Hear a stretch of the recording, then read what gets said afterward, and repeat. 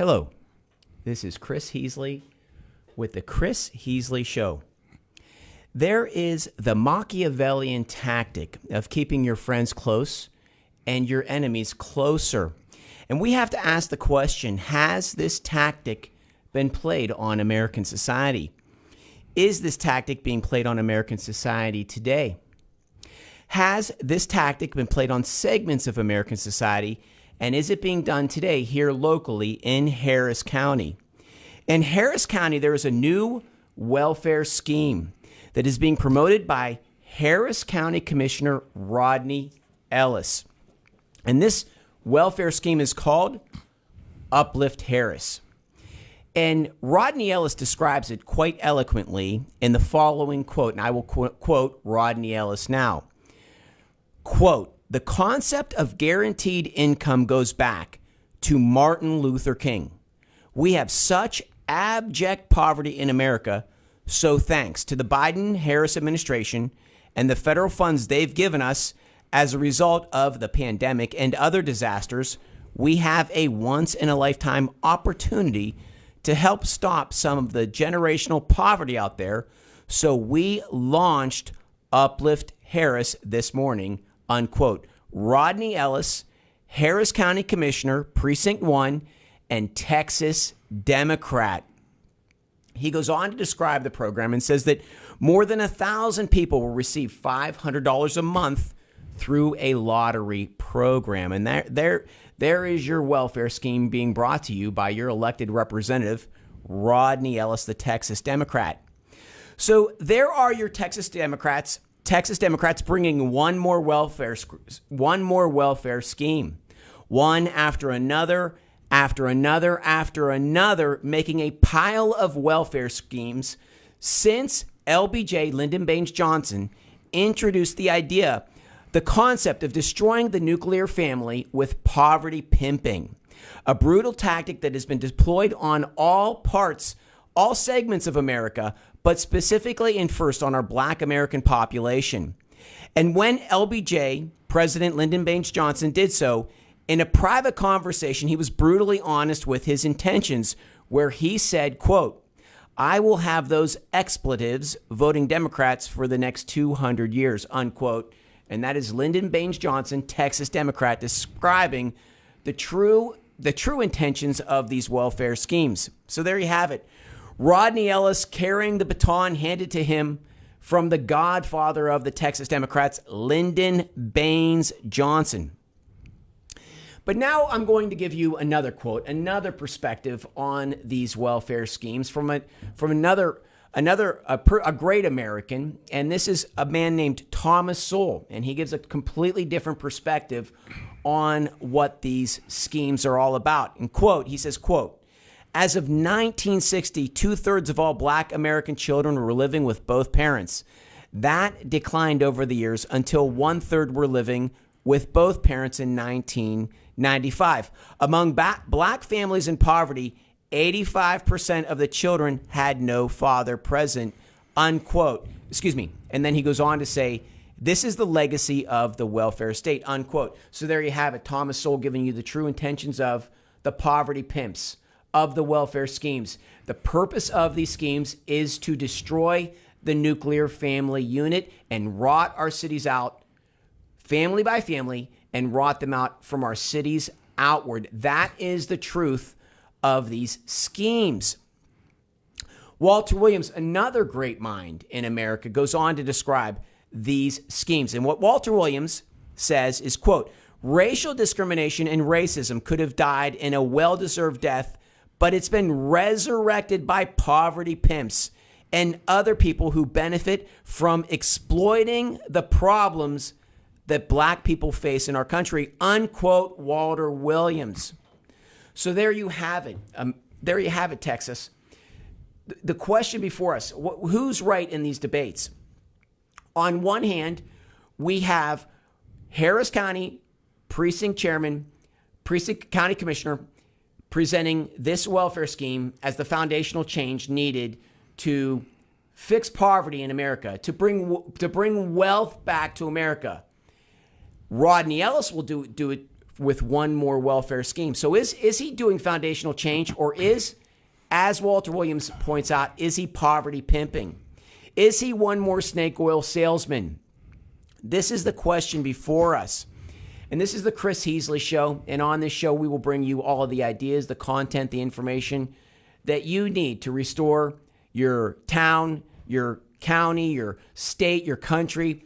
But with this show comes an obligation, and the obligation is on you to get involved at the local level. And we always advocate for activism at the local level, because at the local level, you have the best bang for your buck.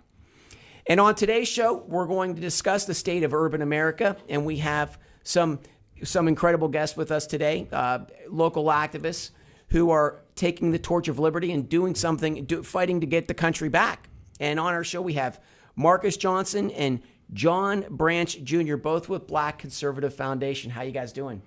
We're doing wonderful. How about yourself? Black Conservative Federation. I apologize for that. Black Conservative Federation. I apologize for that. No problem. So what do you guys think? Is Rodney Ellis poverty pimping, or is he bringing us the foundational change to fix the country? I would say it like this: buying votes.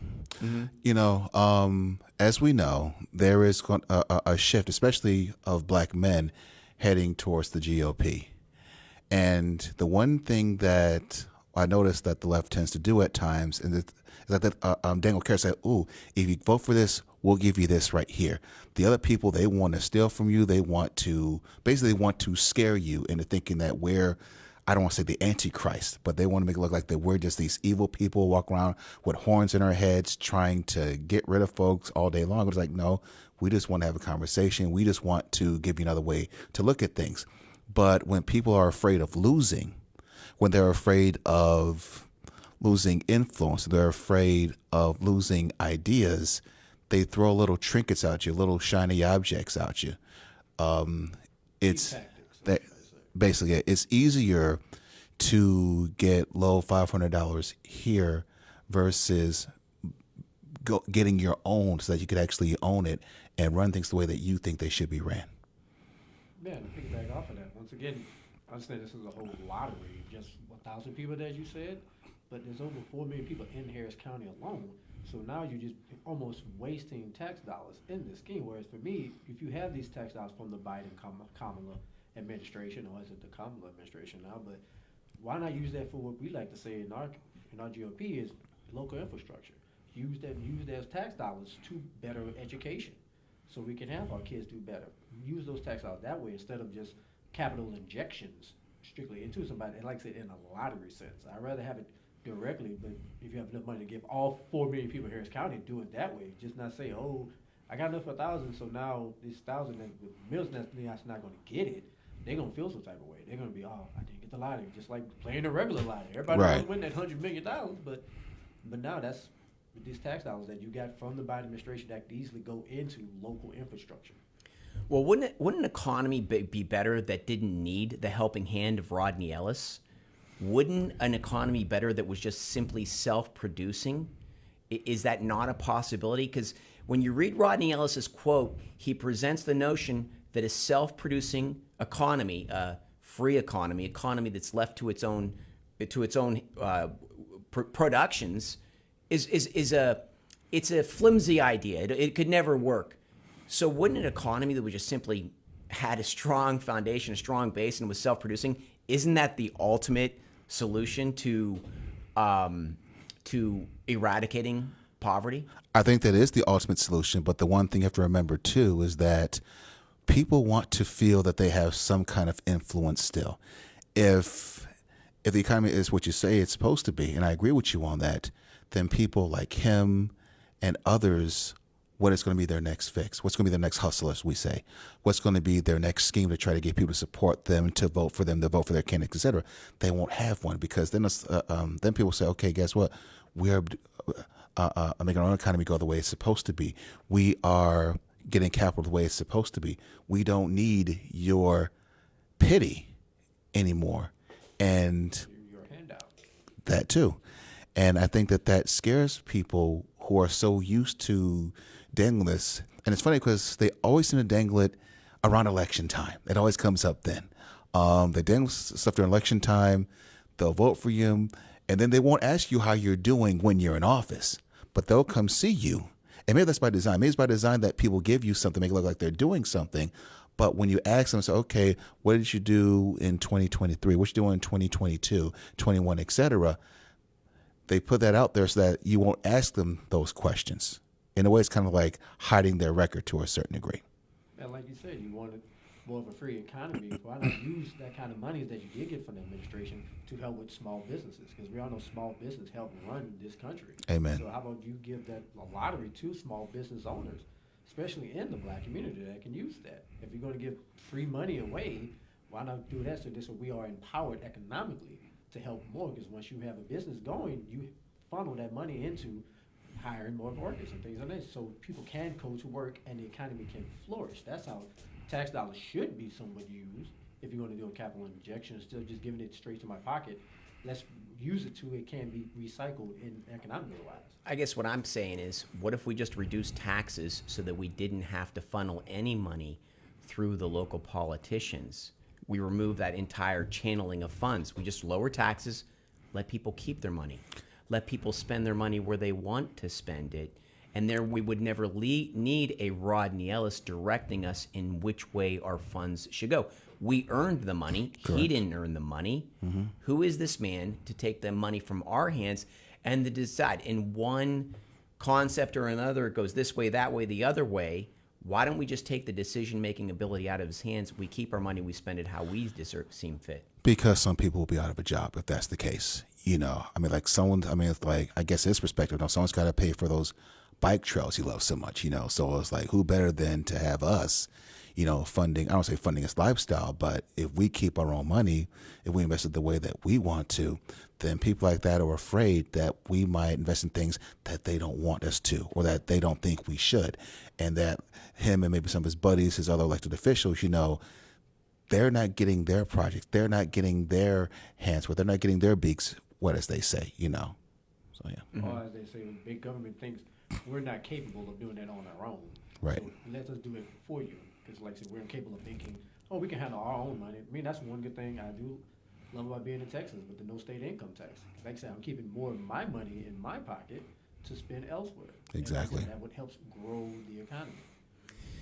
Right, because like basically like when you look at his quote, what he does, first of all, he quotes Martin Luther King. He said this guaranteed income goes back to Martin Luther King. The first thing I like to point out is that Martin Luther King was a Republican, and I think what Democrats do, Martin Luther King in no way, he doesn't reflect anything of today's Democrats. He wasn't a Democrat. He would never be accepted in today's Democrat Party. But what they sort of do is rebrand icons from the past and then adopt that persona as their own. Do you think that this scheme reflects Martin Luther King in any way, shape, or form? What they're doing is that they're playing on people's emotions. People like my parents, for example. My dad is no longer with us. My mom, who's still with us, she's 79 right now. She's up in Memphis, Tennessee. They're trying to appeal to that earlier generation who remembers what that time was like. And if someone says, hey, okay, this is what MLK would want, or this is something that Malcolm would want, or that Marcus Garvey would want, for example, people immediately get to say, it's like, yeah, we remember those days. We remember we were fighting for what was ours. We remember that's something that makes us feel good. So people like that, and I really hate it when people do that stuff. You know, they try to bring up names from the past because it's not about those people at all. It's about, okay, let me tug at your heartstrings. Let me tug at your emotion strings. And of course, whether it's this or whether it's like people running for office right now, everything is about emotion. And I really wish that elected officials would stop doing that to people because you're hurting them in the long term. You think you're helping them, you're not. And you're taking advantage of them, and it's not right. And the big bag off for you to say with Martin Luther King and bringing up all these old icons of the past, they fought for self-resilience. Amen. We want in our party. We want to do for ourselves. Just like what Frederick Douglass would say, don't give me anything. As soon as they gave Frederick Douglass a book and taught him how to read, he became self-sufficient. That's what they've always been fighting for. We wanted to fight for self-sufficient back then with the civil rights to say, hey, I want to have my own. Don't give it to me. Let me work for it. And then it spreads. But never just here. But like you said, those people up top, they're not going to get there. So that's what they really want to give it to you here in this lottery, straight to you, like say in the capital injection. But no, it should be about yourself. They say one to work for. So okay, the question becomes, we've talked a lot about how this depressed economy sort of props up a con man like Rodney Ellis and allows him to have this elaborate, this luxurious career. But do you think that there's any chance that these Democrats, these Texas Democrats, are actually in taking away, that they don't want to have a conversation on true economic growth because they know that it will hurt their career? Is there a chance that they're in a way sort of stymieing the economy for job security for themselves? I think so. I think that if we're going to have a conversation about the economy, many of them may not even know how it works. So it's easier for them to feel needed, for them to feel wanted, than it is to actually have us do by our own, because, like you said earlier, we want to put those people out of business. They won't have a purpose anymore. So I do believe that, yes, I think you're right about that. Yeah, and then that's the one thing we do fight in our party is against career politicians. Amen. Because in the end, if they cut the money off, they have nothing else. Well, again, in this quote, he said, thanks to the Biden-Harris administration and the federal funds. He didn't say the American funds. Mm-hmm. He didn't say the funds that belong to the taxpayers of Harris and Fort Bend counties. He didn't say the funds of my constituents. Mm-hmm. He said it's the federal funds. It's his funds. It's the government's funds. So by this wealth redistribution scheme, isn't he distorting all reality and then simply assuming ownership over the funds that aren't his? What he is doing is he's trying to get Joe Biden and now Kamala Harris reelected. This is about saying, okay, hey, we got free money coming, and the free money is because of who's currently in the White House right now. And so what he's anticipating on playing people's motion, like I said earlier. You give them that money, people say, oh, thank you, Kamala. Oh, thank you, Joe. Yes, I'm going to vote for you in November because you gave me $500. In a way, you're just buying people's votes. And it was different when Trump did the stimulus bill and he gave out the stimulus checks and everything. Oh, he's trying to buy a vote. No, he was stimulating the economy because we did shut down because of this pandemic. So here's this monies, and now a lot of people who want to vote for President Trump say, oh, you just remember the stimulus check. And it's like, no, in the end, he had to stimulate the economy. Whereas around the other side of the world, they're not stimulating the economy. No. They're just saying, here's this pretty gift, and hopefully in exchange, we might get that vote later in November. Correct. Well, again, President Trump never referred to his program as a foundational change to the program. Here's the exact quote that Rodney Ellis says. We have a once-in-a-lifetime opportunity to help stop some of the generational poverty out there. So he thinks that this lottery program is the one time in history that's going to end poverty in America. This man believes that by running the money through him and he gives a little bit out to some families, that's going to stop poverty. Does he live on Mars? Do you see this again as the foundational change needed to, are Houstonians now going to start flourishing because Rodney Ellis has stopped generational poverty? He's giving you $500 without any financial literacy to go with that. That's what breaks this, like I said, our generational wealth is the financial literacy of economic empowerment. Instead of just giving, because you give $500 to, say, a kid, what he's going to do? He's going to spend it on nothing. And the next thing you know, there's no more $500. Correct. And a lot of people, unfortunately, are in poverty from bad spending habits. Or, like I said, not having financial literacy to spend said $500. So if I give you $500 and you just go try to buy some clothes, something with no equity, no wealth behind it, then this is just a waste of time. But if you had financial literacy, okay, if you get this $500, but you have to attend these classes, it must go into this 401k or this savings account, things, and so it can actually build. You don't touch it, so you can frivolously spend it. Don't get me wrong. Hey, we want to stimulate the economy. You can spend some money, but at the same time, if you're trying to do generational wealth, that comes from playing the stock market, knowing financial literacy, so that money can build. You want that money to build, not just spend. But hey, he didn't come in with requirements. It's just a lottery. You win, boom. And speaking in terms of solving poverty, I guess he doesn't know what Black Wall Street is. I guess he missed that memo. But yeah, there was actually a quote from a movie I saw one time. It's called Shadows. And it talked about, I guess, like one of the like character's sons. He says, "We get this money and stuff." He said, "I'm going to buy some jewelry, some clothes, and some women, etc." But as Marcus said earlier, what President Trump did, his program came with financial literacy involved. It came with that.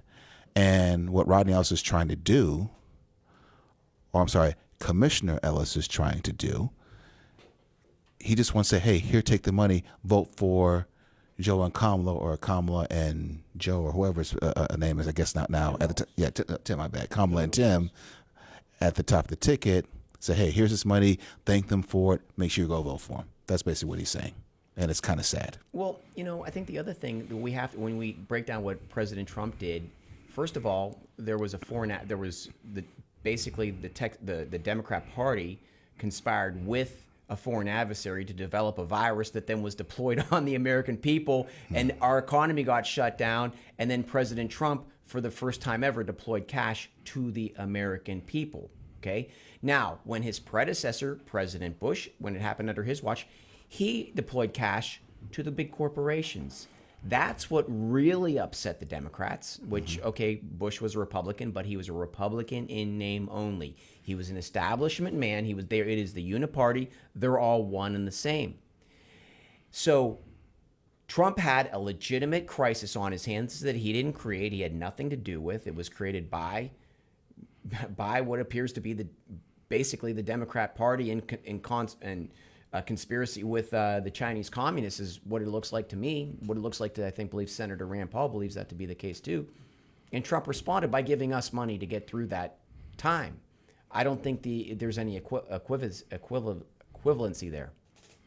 Me That's neither. one thing also about during that whole pandemic time was the PPP loans. Mm-hmm. A lot of people don't talk about it, but those loans, that helped a lot of black businesses. Yes. Because a lot of people was able to get that capital to keep their business going. Some actually used it to start businesses. Mm-hmm. I mean, granted, some people did abuse it, which is another bad thing about big government, because sometimes stuff can happen and it gets abused, and we need to start regulating that also. But at the same time, those PPP loans, that helped a lot of people, a lot of Americans, black Americans, like I said, keep their businesses going, keep the doors open, keep their families fed, and they did pay them back. Because once again, if you did, you went to jail. Correct. But at the same time, when you play by the rules, here are the guidelines. Here's this economic empowerment to help you. And hey, nobody likes talking about that. Because once again, we can't say nothing positive about President Trump during that time. And another thing about the PP loans as well, because I remember a lot of people went to jail because they used that money to buy things like boats. Some people bought cars with it. Some people bought houses. It didn't go to business at all. And it's like the difference is when someone like Rodney Ellis wants to give you $500 for just blowing whatever, in President Trump's package, you had to go by these specific requirements. And these requirements were not met, you paid the price for it. So people were a lot more careful with using those PPP loans for business and for what they were supposed to be used for. Well, I think the other thing about the PPP loans is that they were not. There was no racial component built into them, which the purpose when they direct loans with racial specifics designated to them, it's for the purposes of racial division. Because when I give to one party and not the other, when I favored one party over another, that is for a specific purpose of divide and conquer. And you didn't see that with President Trump. No. Every type of American received those loans. Yes. I think that, and if I'm going to go one step further with that, I think I saw this on social media post one time. President Trump wasn't a racist until he decided to run for president. Now all of a sudden he's a bigot, which is amusing to me. But I think the other purpose of that is that a lot of these programs where people give money for this group, they give money for that group, it is about sowing, in my opinion, racial issues in there where it doesn't need to be. And I think it creates a us against you. It creates, it creates like people fighting against one another. And when people fight like that, who benefits?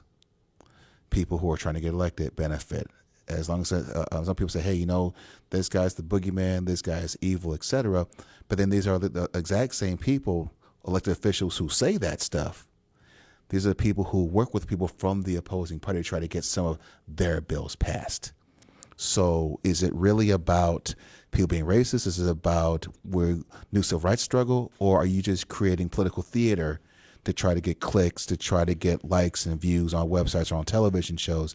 But behind the scenes, something that you don't tell your constituents. You don't tell your constituents that you're working with Senator, say Corner, for example, on a bill. Like you might have some Texas Democrats in the Congress saying this guy's racist, this guy's evil, stuff like that. But behind the scenes, you're working with the senator trying to get your program passed. Have that same energy for the conservative that you work with in the program passed as you do trying to call somebody a bigot. Right. I think, so I want to put another idea back on you, Sure. on you guys. So the Republicans had a bill, school choice bill, this past year, and it was considered by many to be the greatest school choice bill ever to be crafted. They proposed it, and it was critiqued, and it was modified and adjusted over and over again. And it was expected to be the sort of the model for the rest of the 50 states to follow. And the result of that would be that every parent would get to decide where the funding for their child would go. That means that if you have a child and you want them to go to whatever school, the $8,000 goes to you, $8,000 would go to you, and then you get to direct it to whatever school you want the child to go to. And the Democrats killed it, okay? But it appears, where if the Democrats get to hand out the money to each and every person, like this poverty scheme that Rodney Ellis has in place, it's okay. But if the government just steps back and says, no, it just goes to the people. The $8,000 goes to the people. Democrats like, no. If they're not a party to directing the funds, if they can't touch the money in one way or another, they're out.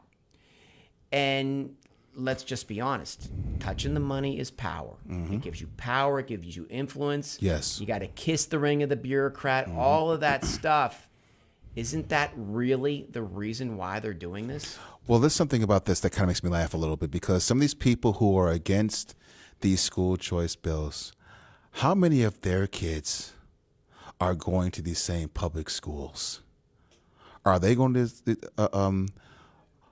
these public schools like in their neighborhoods, if they live in these neighborhoods, or are they sending their kids to a private school? Are they spending extra money to go to private school? Because it's funny how you do not want everyday people to have school choice, or to have an option to where their money should go, where their kids could be educated. You say they can't do that, but you want to take the money that you earn and send your kid to a private school.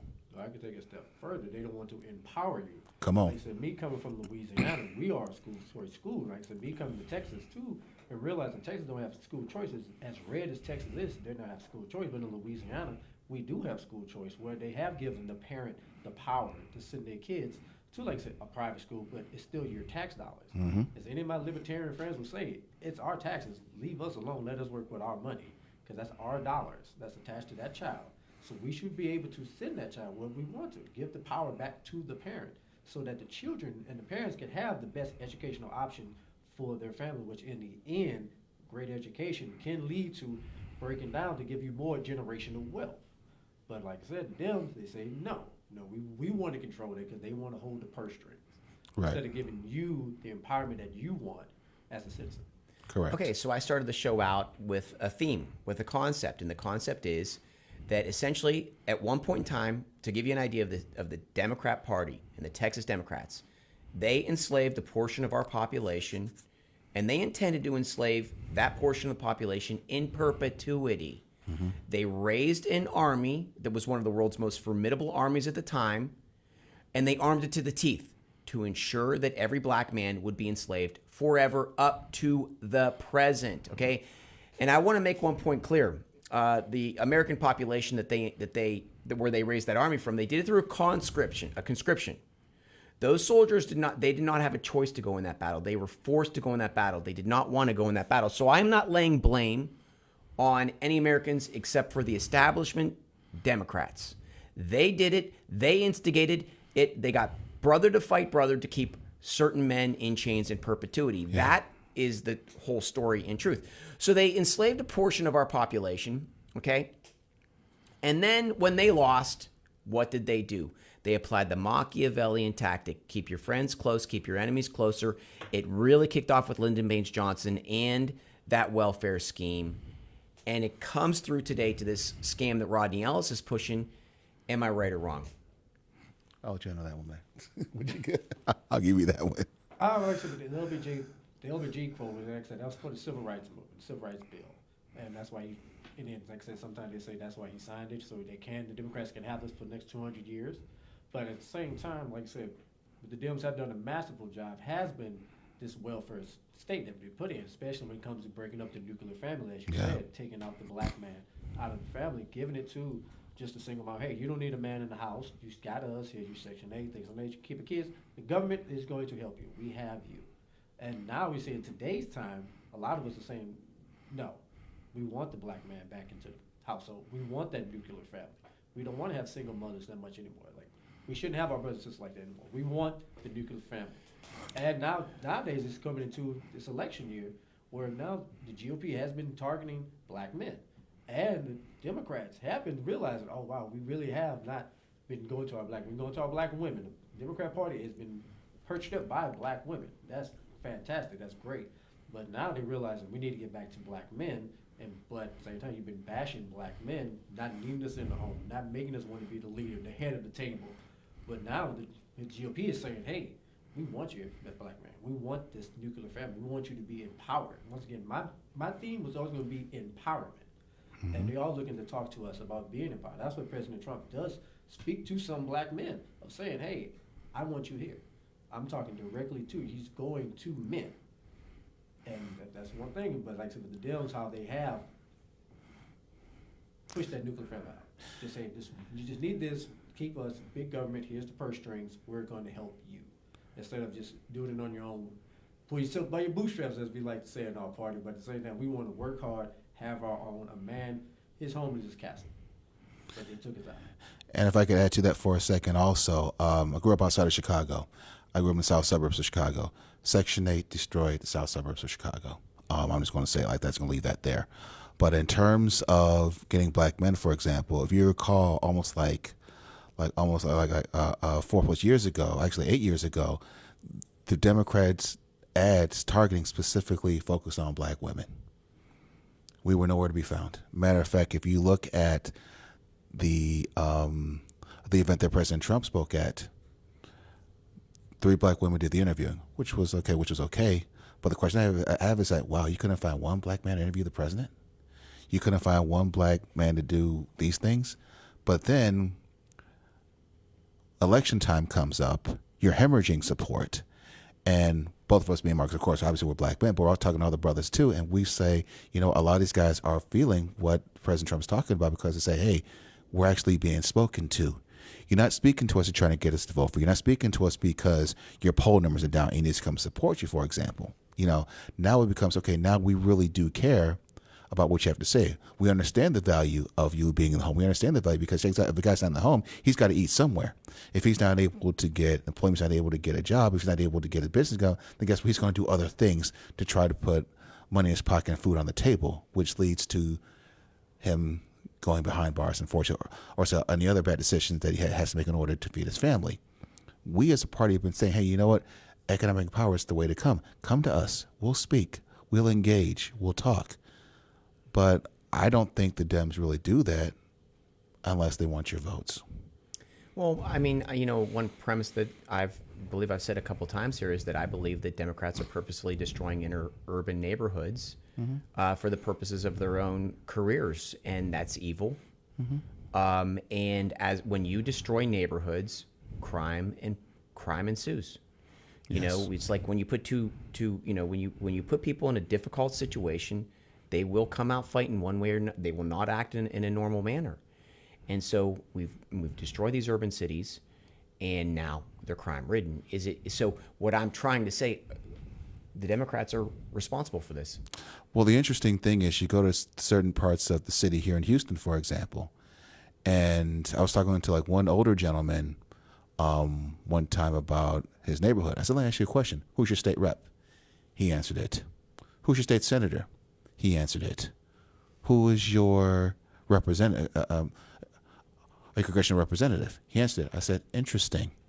So you are represented by Democrats all across the board. These people have been in office for over 20 plus years. And we're the problem? How does that work? This city has been Democrat run for several years, but we're the issue? How does that work? And I think that when you challenge people's thought process in terms of who exactly they're voting for, I think the reason why they keep going back or the resistance is there is because sometimes there is a resistance to say, wow, we've been played, or wow, people have been taking advantage of us, or they've been taking advantage of our emotions, taking advantage of our weaknesses for so long that actually having another conversation about what someone else may have to offer, because one thing that BCF we stress is we come to engage, not enrage. And we actually, when you're engaging with people, you're actually having those real conversations, sometimes light bulbs go off and it's like, oh, wow, you guys are right. You know, let's explore this conservatism a little bit more.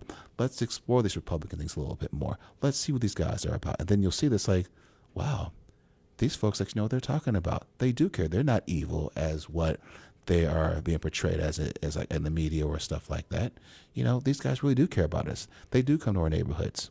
But a lot of people have been preconditioned to hate our side of the aisle. And it's funny because we have this election stuff coming up in November, and you're seeing people act like that voting for a Republican, it's like you're going against your family. We're seeing people crying. We're seeing people having, I don't want to say throwing hissy fits, but acting like you're voting for this person here. How can you do that to the sister? That kind of stuff. And yes, because that comes up an awful lot. So having, it's like asking someone, because I remember 4 years ago when Kamala ran the first time for president, I talked about, okay, her record as a prosecutor. And you would have thought that I talked about somebody's mother and asked them to donate their kidneys or they kill their firstborn kid. And guess what happened? That next debate, Tulsi Gabbard asked her about her record as a prosecutor, and it destroyed her campaign just like that. But when I said it's going to happen, I said, I got called, oh, you're a hater, or you want to take the sister down. No, I'm asking about her record, which is something that anyone runs for office, their record gets questioned. But some people are afraid to actually ask a question because they don't want their thinking challenged. Well, the backlash that come from that, not just a prosecutor record, just her flip-flopping on her agenda ever since then, 4 years ago, when she could have been the nominee then to take on President Trump when Trump was weakened because of the handling of COVID from everywhere. But nobody had that energy back then. And like I said, piggybacking what you said again of, like I said, Democrats in all these areas, what do you have? Like I said, in the inner city, like I said, a lot of them are what it is. A whole lot of inner cities are ran by Democrats, no matter where. Even in red states, even in blue states, and in impoverished areas. So what it is Democratic control, and especially in our community. And yet, like I said, our party is to blame. So when I hear you talk about these arguments, these very emotional arguments breaking out within the Black community, I see it as a sign of change. Mm-hmm. Change is hard. Change is growth. It's stepping out of your comfort zone. And so these, emotional breakdowns, these emotional outbursts, that's what it appears to me is to be a sign of change. Am I interpreting it that right? Correctly? Are things shifting there? Change is scary. Like I said, so by us having those conversations, challenging the thought process of just saying, oh, in the end, we should just vote Democrat because we're Black. No, we're going to talk about Kamala's record. We're going to talk about the Dems' records and how they voted for, and how that's not going to actually help us. Like you said, in our neighborhoods, when you have crime, winning, and schools are not great. That's why they don't want a school choice where they can send their kid out of that bad school district into a better school district. Because like I said, they want to hold the purse strings. They want to control the money. They don't want to empower us to do it on our own. And once again, that's Democrat control. Whereas GOP, we offer school choice. We want that. We want, like I said, the empowerment to do our own. Give us options. And by us having these conversations with everybody, showing them that you do have options. Because for me, working my political career has been basically minority outreach. Even though I hate saying that term, but it has been going to different minorities all over the country, all over the state. And as I've seen, everyone has play on both sides. Whereas our community, we're only supposed to be one side, monolithic, and we are not a monolithic community. We should not be. We should have that equity on both sides to say, hey, you know what, if we don't like you, we'll go talk to the other side. Mm-hmm. hell, scare them into giving us what we want, because we are talking to the other side. Every other community can do that. Apparently, it's a bad thing when we do it. I got a friend in Atlanta. He's a lawyer. He's running for office right now, and he messaged me. He made a joke of, guess what's going to happen if 99.9% of black men voted for Kamala and she still loses? We're going to be blamed. Yep. I know that's what I tell coming. people now. You know I'm not going to vote for her, so don't blame me if she do loses. But he jokingly said that he's in Atlanta. Like I said, that's Black Mecca right now. But And what's it looking like out there? The political wins in Black Mecca, Atlanta. I mean, it did flip. Like I said, last cycle when it took the Senate. So that was like Stacey Abrams. It took the Senate. Which senator won? That was Both of them. Warnock and Ossoff both won 4 years ago. Republicans. No, Democrats. Oh, okay. Remember, Oh, yeah. Funny Yeah. business. Okay, I remember. Yeah, that was some funny business there. Stacey Abrams did build a great machine. She Yeah, really but did. I mean, what? The governor of Florida, right? The governor of Florida, DeSantis won, and the guy he lost to was later found in a really bad way in a hotel. But there's no way that guy took that race that close with DeSantis. And so what I'm saying is that there's serious voter fraud happening. But go ahead, I'm sorry. Tell me about Atlanta. But no, like I said, Atlanta, that's why the first stop Kamala had was in Atlanta. That was her first big, hey, I'm the nominee, go straight to Atlanta so you can court that black vote. Because like I said, that is, like I said, Black Mecca right now. That is Atlanta. I'm surprised. I mean, she was in Houston just recently. 3 times. 3 times, because this is the other Black Mecca, I can say that basically, on this side of the Mississippi River. So just to court that vote. But once again, if you go online and things of that nature, you will see a lot of people having that conversation like, I'm just not feeling her. It has nothing to do with race. I just don't feel her as this candidate to be president. And once again, if you have those conversations in our community, you're going to get a lot of pushback. Because some of it is emotionally driven. It's Yes. we want to have a black woman president. But I'm like, hey, I understand it with Obama. That was transformational. Okay, that was a great thing. People cried. I understand. I said I voted for Obama because, yes, I want a black president. Hey, go right ahead. It had nothing to do with him being a man. It was just the first time. Let's go for it. But nowadays, after that, people started talking about his record. How he did. The drone strikes and things of that nature. So he wasn't perfect. So now when we start having these conversations, they don't want us to have that. Because like you said, you got to get into deep dialogue to say maybe this might not be the right person. Yeah. And we can't have those conversations in our community without being lambasted for it. And let me add to that as well, because I'm going to make this like local and then national as well. Locally, I was talking with a couple of ladies outside this place I was going out having dinner, and we were talking about the gun buyback programs of these gun laws that they were trying to be produced. It was talking about, I guess, like how great these gun laws were. I said, let me ask you a question. Who do you think the gun laws go after? Do you think they go after the bad guys? No, because the bad guy, he's going to buy a firearm in the back alley of a car. A crook is going to break the rules no matter what happens. A criminal is going to do illegal things. These laws impact people like yourself and me who do things the legal way. And when I broke it down to her in terms of like how many people actually were affected by these laws, people who did things the right way, this lady said, and quote, I didn't even think about it that way. She changed her tune on some of these gun law programs. We talked about some of these gun buyback programs and how these programs really did not lower crime as much as they tried to sell it did. Matter of fact, you mentioned Rodney Ellis earlier. This was a program that Rodney Ellis and, of course, former Mayor Sylvester Turner tried to push gun buyback programs. Kim Ogg basically lambasted the idea. They were not mad at Kim Ogg because she lambasted. They're mad at her because she did it in public and embarrassed them. My thing is this. Bad policy is bad policy. But some people get sensitive when you call out bad policy in public. People get sensitive when bad things are addressed. But I'll get back us to the national thing for a second, too. And Marcus is 1,000% correct about we having conversations about this. Not sure people being challenged, but I think that a lot of times, this goes to us as a party as well, we need to do, or shall I say, improve our efforts in going to areas and improving messagers,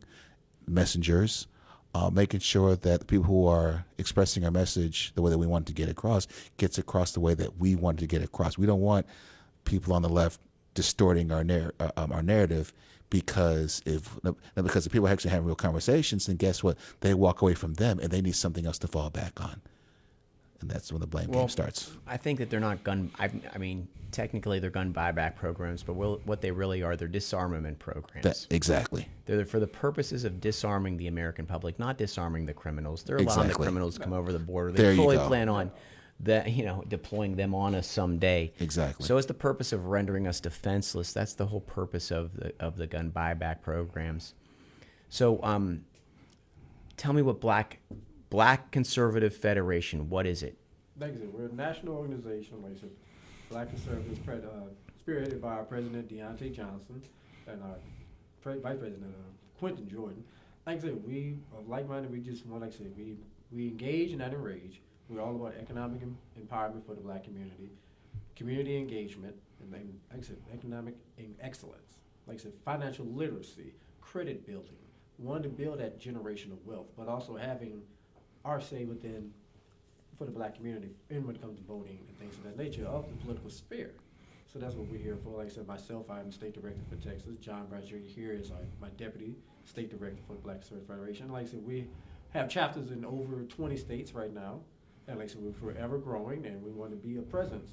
And also for me, personally, as a State Director, I want to be a safe haven for Black conservatives out there, because I know as a Black conservative growing up in the South, Louisiana, I went to an HBCU, and I can tell nobody I was a Republican. As people like to say when they're coming out of class, I had to tell them I came out the voting booth. Because my college professor now is still trying to figure out, how are you a Republican? I'm like, I listen to both sides, especially growing up Black, Democrat way, but then when I saw conservatism, I said, this just speaks to me. Mm-hmm. Like, why government tell me what I should do? Why can't I keep my own tax dollars? Shouldn't I be empowered to do my own thing, especially with school choice? And that's why I went to RAPE. So I would love to have BCF as that safe haven for those Black kids out there that might say, you know what, I want to do conservative party, but I'm scared because my family might talk down to me, my friends. I mean, like, you have a safe space. And yes, I know coming to the GOP may be scary because you think it's just run by old white people. No, because I had that at first, don't get me wrong. They thought I was a spy, they thought I was a Democrat, but then realized these are nice people. They really did welcome me in. They talked to me, and as they realized, oh, you are the same. We have the same. Yes, we do, and it was not that bad. So, like I said, Marcus Johnson, Black Conservative Federation. I am one to be. So if you hear my voice in Houston, if you are thinking of coming to the Conservative Party, hey, we're right here, bcfaction.com. And if you want to donate to us, it's bcfaction.com. Please become a member, donate to us so we can expound. And like I said, we do more than just to talk politics. We do voter engagement. We do knock doors. We had just a couple cycles ago, we did a multi-state, door knocking, where we knocked over 100,000 doors in different states. And like I said, we all helping with Trump campaign also, things like that. Like I said, we want President Trump in, but at the same time, we're really about Black engagement of the political sphere, especially of the conservative side. And we are going to these Black neighborhoods that, like I said, the GOP might not go into, but like I said, it's all about the messenger also. So we are there to talk and so they can have a listening ear. So if they have questions about the GOP, we can talk to them, people who look like us. So like I said, we're not the boogeyman. We are here. This is an organization that you can have a great conversation with. If you want us to have panels and forums, we're here, we're available. Please contact me. And like I said, that's what BCF is all about. Yes. And go ahead, please. And then of course, I got involved with BCF because my experience was somewhat similar, because I joined the party later in life and stuff. And I could say that for me, I lost friends because of it. I've had people who have been close to saying, John, how could you, that kind of stuff. It's, like, I don't know if you're a Star Wars fan and whatnot, but it's sort of like when Anakin Skywalker became Darth Vader. That's sort of how I was viewed to a certain degree. I've had some women not want to date me because of one too. So those things have all happened, and but I'm convinced that I am fighting the good fight. Good for you. I'm convinced that I'm having conversations, and once again, I just want to have a conversation. I want to convert you. I'm not trying to say, hey, join us. No, that's not what I do. My thing is, I don't say, okay, we could be on different sides of the aisle, right? But if we find one thing we agree upon, let's build that and go from there. But I think a lot of people are afraid of having that one thing because guess what? That one thing might turn into two. That two might turn into four. Four might turn into eight. Then it's like, okay, guess what? Now that person says, okay, let's see what this Republican Party is about. And a lot of people are afraid of that because they're afraid of losing. And who is the man that heads it up? What's his name again? Its president is Deontay Johnson. Where's he out of? Out of D.C. Oh, okay. Okay.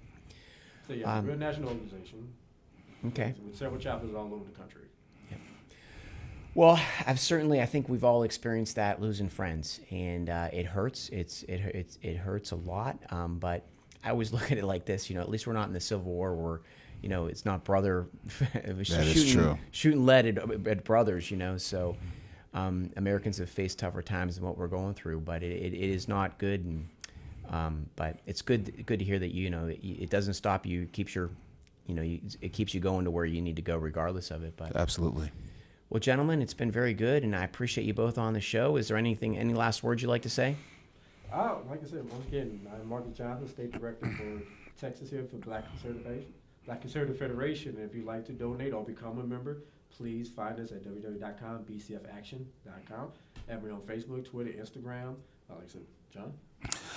Yes, and people, there is a safe space for you. A lot of people, they'll say, in public, they won't say they identify with us, but in private, they'll say, we like what you guys are talking about. It's okay to come. It's all right. I say, no one's going to attack you. No one's going to bite your head off. And then the funny thing is, about this election, I had to go there for a second.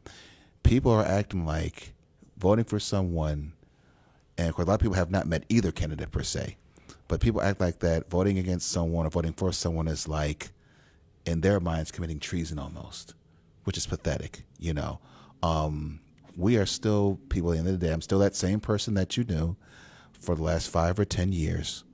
And, people are not asking you why you're voting for this person. They just say, okay, well, you're wrong because you're voting for this person. You're not even trying to find out why that person speaks to you. But I will say that come on through. We'd love to have you. Thank you.